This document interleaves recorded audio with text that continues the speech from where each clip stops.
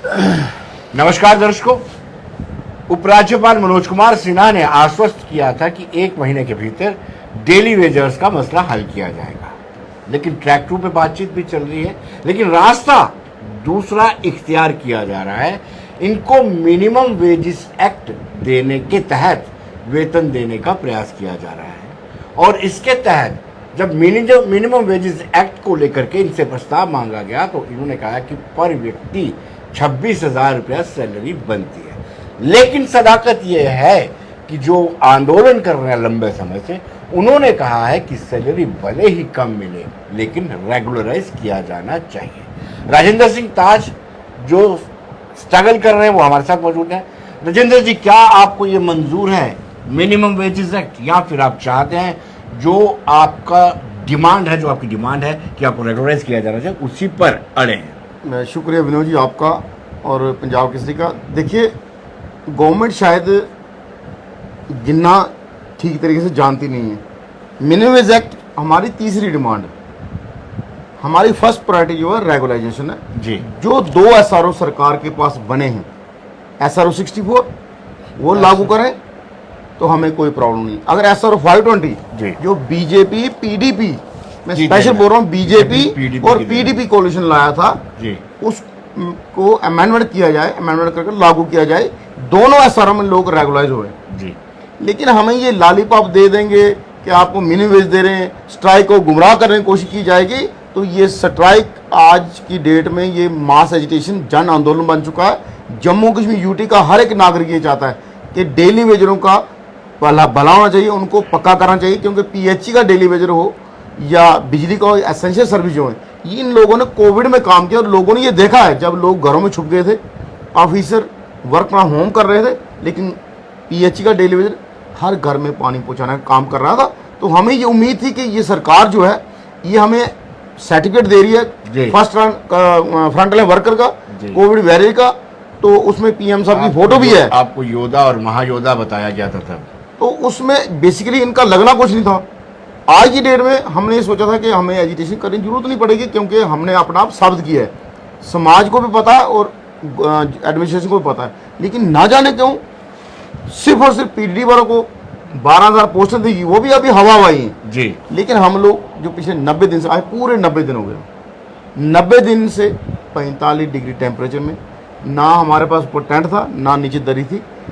कोई 1-1.5 महीना पहला हमारा एक साथी है, उसके बड़े भाई का टेंट उसका काम था, तो पुराने टेंट तो दरी लेके आया। तो कहने का ये मतलब है ये एजिटेशन जैसे हम गरीब लोग वैसे ही गरीबी के तौर पे चल रही है, लेकिन बगैर पॉलिसी अगर सरकार को आम लोगों की बड़ी सहानुभूति है, चाहे कोई ट्रेडर्स होगा, कोई लेबरर होगा, उसकी भी सहानुभूति आपके साथ है। उसकी क्या वजह है? उनको लगता है कि आपके साथ इनजस्टिस हो रहा है? बिल्कुल सर, पता है उसकी सबसे बड़ी वजह यह है कि 2014 से पहले कश्मीर बेस्ड पार्टियां पे इल्ज़ाम लगाया जाता है ताकि ये लोग डेली वेज का भला नहीं चाहते जी।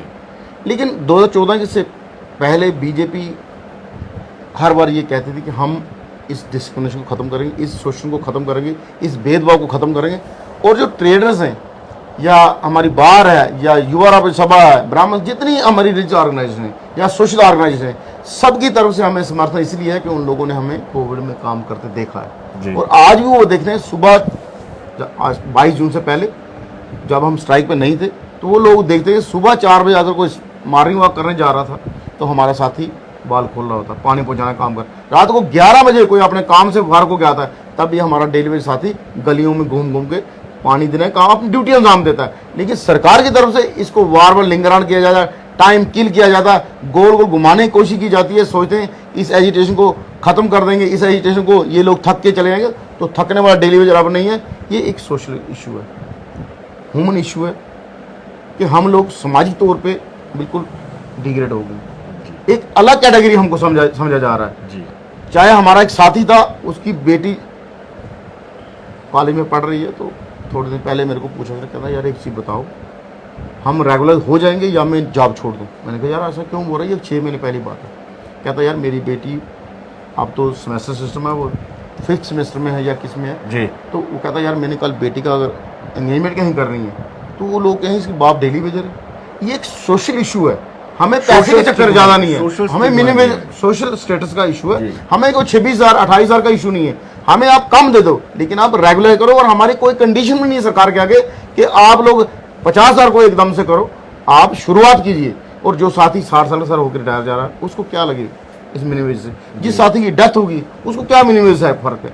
ये सरकार में जो एसी कमरे में लोग बैठते हैं वो सिर्फ अपनी लग्जरी देखते हैं। ग्राउंड पे जो साथी काम कर रहा है, ये जो लोग आज हमारी किस्म का फैसला कर रहे हैं, आना का नहीं कर रहे हैं, ये कोविड के टाइम कहाँ थे जी, जब वर्क फ्रॉम होम कर रहे थे? राजेंद्र जी, 22 को आपने एक मरतबा फिर महारैली निकालने का फैसला लिया है, जो पहले आपने जिला स्तर पर की थी, अब आप प्रोविंशियल स्तर पर जम्मू में करने वाले हो, उसकी क्या रणनीति रही? उसकी सर रणनीति ये है कि हमने अपने सारे साथी जम्मू प्रोविंस की जितने हमारे सब डिवीज़न है सबको परसों जम्मू बुलाया है। और थाली ताली पूरे जम्मू शहर में बजाई जाएगी। जो पहले प्रोविंस लेवल पे बजी, डिस्ट्रिक्ट लेवल पे बजी थी, इस थाली की गूंज दिल्ली तक जाएगी। क्यों कि हम ये पूछना चाहते हैं हमारा कसूर क्या है। अगर कोविड में आप काम लेते हो, प्रधानमंत्री साहब हमें अप्रिशिएट करते हैं कि इन लोगों ने अच्छा काम किया, ये फर्स्ट टाइम वर्कर हैं, फ्रंट लाइन वर्कर हैं, ये कोविड वॉरियर हैं, इनको अप्रिशिएट किया, थाली ताली बजाई जाए, मोबाइल की टार्चर जगाई जाए। लेकिन जब देने की बारी आती है 641 करोड़ हमारा आपके पास पेंडिंग है, वो 17 महीने का आपके पास पेंडिंग है, वो उसके लिए आप कोई फैसला करते नहीं हो। मिनिमम वेज का लॉलीपॉप दे रहे हो, मिनिमम वेज पे ये एजिटेशन खत्म होने वाली नहीं है। मैं इसको वार वार रिपीट कर रहा हूँ, हम पिछले 15-20 दिन से इस बात को कह रहे हैं कि मिनिमम वेज हमारा उससे गुजारा नहीं है, हमारा गुजारा है रेगुलर पॉलिसी से। हम लोग सोशली इकोनॉमिकली जो वीक हुए हैं उसको दूर सिर्फ और सिर्फ वो जो टैग जो गले हमारे पट्टी बनी है डेली वेज की, उसको सिर्फ रेगुलर पॉलिसी जो SR 64 या SR 520 का अमेंडमेंट करके उसको ज्वाइंट पौड़े शुरू कराए जाए, दोनों में लोग रेगुलर हुए। जी राजेंद्र जी, SR 64 ने ही आपको कई लोगों को मजबूर कर लिया कि आप शादी कर लें। उसमें ये था कि एक टाइम के बाद आपको रेगुलराइज होना है, लेकिन आज वो शादी करके पछता रहे होंगे, उनके बड़े बड़े बच्चे भी हो गए होंगे। देखिए, कल बीजेपुर में हमारी सांबा सब डिवीज़न की मीटिंग थी जी, तो वहाँ एक साथी हमें मिला, तो उनकी शायद 5 या 6 साल सर्विस रहेगी। तो मैंने कहा यार बड़ी देर के बाद आप मिले, कहाँ? तो क्या था ये ऐसा है कि बेटा 2 साल पहले आर्मी में या पैरामिलिट्री में हो गया, तो थोड़ा सा मैंने मकान का काम लगाया था। तो कहता मेरी 55 साल उम्र है, मैंने आज तक 2 कमरे में बनाए, मेरा बच्चा लगा तो मैं ये अपना मकान बना सका। हालात हमारे ऐसे हैं। एक और साथी है सांबा का जो रिटायर हो गया, वो भी पीछे सांबा मीटिंग में गए थे, वो आया था, कहते मेरी 3 बेटी एक बेटा है। मेरी बड़ी बेटी ने ट्यूशन पढ़ा के अपने छोटे भाई बहनों को पढ़ाया, घर की हालत सुधारी और बाद में वो अच्छी जॉब लगी, गवर्नमेंट अच्छी A क्लास गस्ट ऑफिसर लगी। वो कहता मेरे लिए बेटा वही थी, कहता मैंने जो अपना 30 साल इस डिपार्टमेंट दे दिया, वो क्या फ़ायदा हुआ मेरे को इस डिपार्टमेंट देने का। कहने का ये सर मतलब है कि फैमिली सपोर्ट सिस्टम अगर किस डेली वेज को ना हो तो डेली वेज एक दिन सर्वाइव नहीं कर सकता। किसी की मदर पेंशन ले, किसी का फादर ले रहा है, किसी को भाई मदद कर रहा है, किसी की बीवी या किसी का बच्चा जवान हो गया जो जॉब कर रहा है, लेकिन वो डेली वेज आज तक डेली वेज रहा है। जो 94 में एक पुलिस में कांस्टेबल भर्ती होता था वो हुआ, वो आज इंस्पेक्टर सब इंस्पेक्टर बना हुआ है। लेकिन हम लोग उसी तरह, हम लोग यहाँ पे इकोनॉमिकली सोशली ठीक होने आए थे, लेकिन हम 94 से लेके जो आज तक लोग 2015 लगे, वो लोग सब डिग्रेड नीचे चले जा रहे हैं। कारण क्या है? उम्मीद आज रेगुलर होंगे, कल रेगुलर होंगे। अगर हम लोग ये काम नहीं करते होते, कोई प्राइवेट काम करते होते, तो इससे बेहतर होते, अच्छे होते।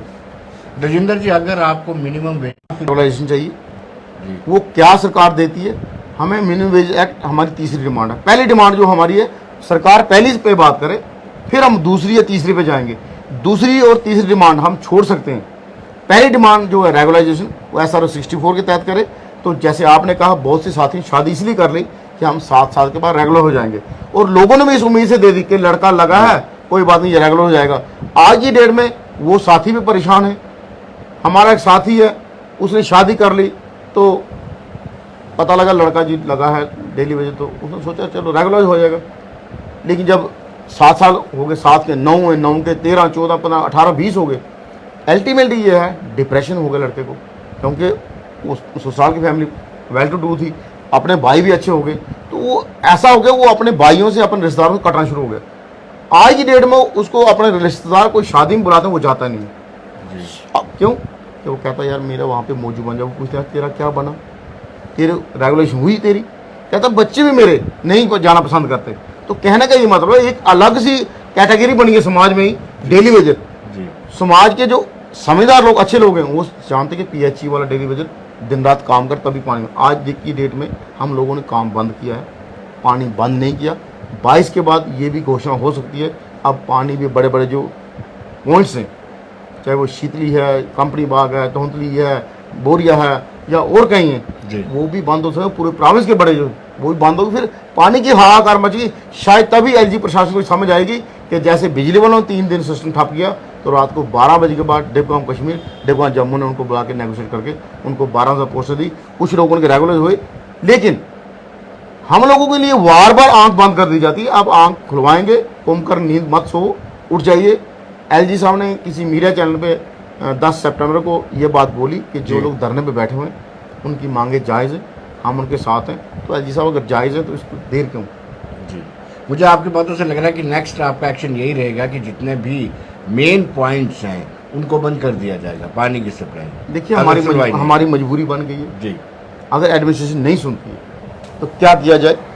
अगर हमारे पास हमारा वही हथियार है, हम तो अपने बच्चों के लिए अपने इस किसी भी हद तक जाने को तैयार हैं अंडर द कॉन्स्टिट्यूशन मीडिया जी। लेकिन वायलेशन होगी उसकी सारी रिस्पॉन्सिबिलिटी एलजी प्रशासन के, जो इस स्ट्राइक को 90 दिन खींच के ले गया। और उन्होंने सोचा था 10 दिन 15 दिन के बाद ये लोग थक जाएंगे, हार जाएंगे, गरीब लोग हैं, ये कैसे बैठेंगे। लेकिन उस परमात्मा की मेहरबानी है कि हमारे डेली वेजरों ने बड़ा दम रखा। पूरे प्रोविंस में लगातार हम आज भी हमारे 5 और 6 प्रोग्राम जो पेंडिंग है, जो हमने उनका 22 के बाद आपको डेट देंगे लगातार, क्योंकि हमारे पास रिसोर्स नहीं होते, जाने के लिए गाड़ी नहीं होती। तो कल हम जब जा रहे थे विजयपुर पहुंचे तो मैं और रवि हंस जी थे, बाकी 3 साथी यहाँ पे थे हमारे में बीसी रोड पर प्रोटेस्ट चल रहा था। क्योंकि हमने डिसाइड किया कि बाहर अगर जम्मू से जाएंगे 2 या 3 साथी जाएंगे, बाकी 2-3 जहाँ पे रहेंगे, 5 मेंबर की मीटिंग। तो वहाँ पे हम जब मोटरसाइकिल लेकर पहुँचे तो काफ़ी लोगों ने हैरानगी से देखा। और जब प्रोग्राम खत्म हो तो कुछ लोगों ने पूछा क्या था आप गाड़ी लेके नहीं आए? मैंने कहा हमारे पास गाड़ी है ही नहीं है।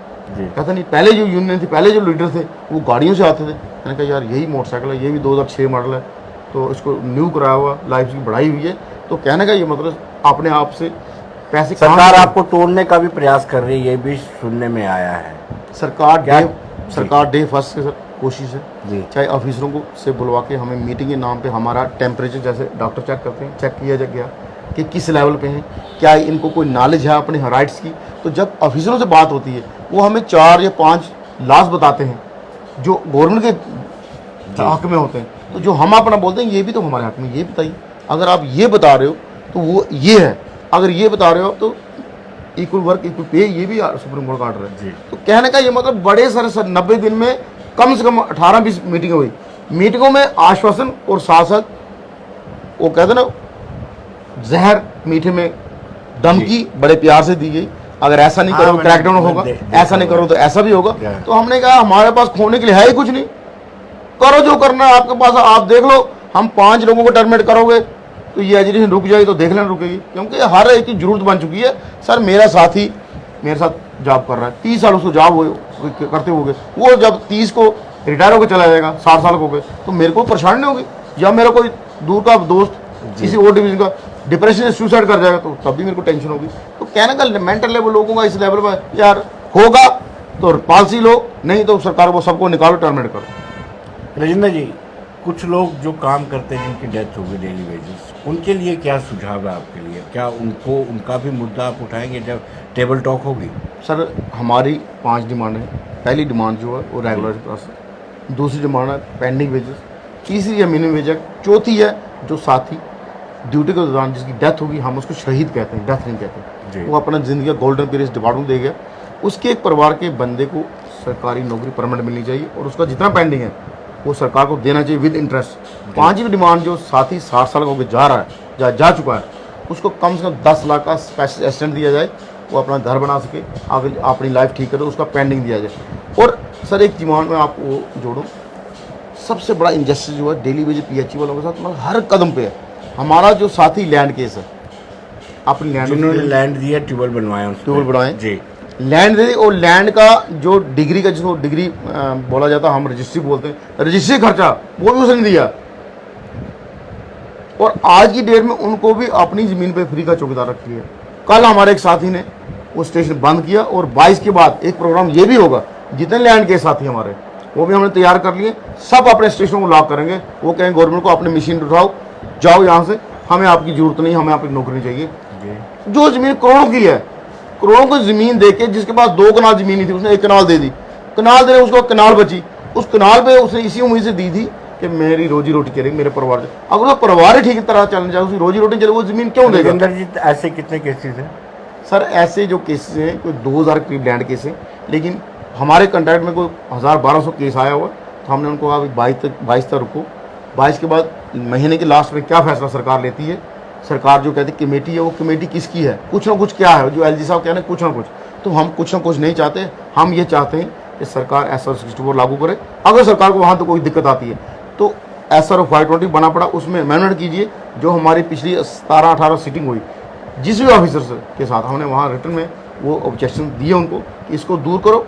आप SR 520 में लोग रेगुलर हैं, SR 64 में लोग रेगुलर हैं, तो परेशानी कहाँ पे है? मतलब गरीब की थाली में रोटी ना जाए, गरीब का बच्चा पढ़ ना सके, गरीब कोई अच्छी तरह अपना स्टेटस नाम समाज में बढ़ा सके, तो ये सारी चीज़ें उसको रोकने के लिए। लेकिन अब डेली वेज मजबूर होकर खुद ही सड़कों पर निकला है। तो मजबूर को ना किसी का डर होता है, ना मजबूर डरता है। मजबूर और मजदूर हक लेने के लिए जब बाहर निकलता है तो वो हक लेकर रहता है। आखिरी सवाल, क्या संदेश देना चाहेंगे? मेरा संदेश जम्मू कश्मीर यूटी के सभी वासियों से है कि आपका जो प्यार समर्थन हमें मिल रहा है, थोड़ा उसको और बढ़ाइए। और अपने डेली वेज भाइयों को ये कहना चाहिए, 22 तारीख थाली और चम्मच, एक पानी की बोतल और एक टाइम का खाना कम से कम अपने साथ लाइए। क्या पता हमें दिन रात वहाँ कहीं पे बैठा मैं, चाहे वो पुल होगा, चाहे वो बड़ा पुलिस स्टेशन होगा, चाहे कोई चौराहा, कुछ भी होगा, वो हम 22 को ही सुबह डिस्क्लोज करेंगे कहाँ है। लेकिन बगैर पॉलिसी के ये सरकार सोचे वापसी नहीं है, अभी नहीं तो कभी नहीं, पॉलिसी नहीं तो घर वापसी नहीं। बहुत बहुत शुक्रिया देवेंद्र जी। Thank you.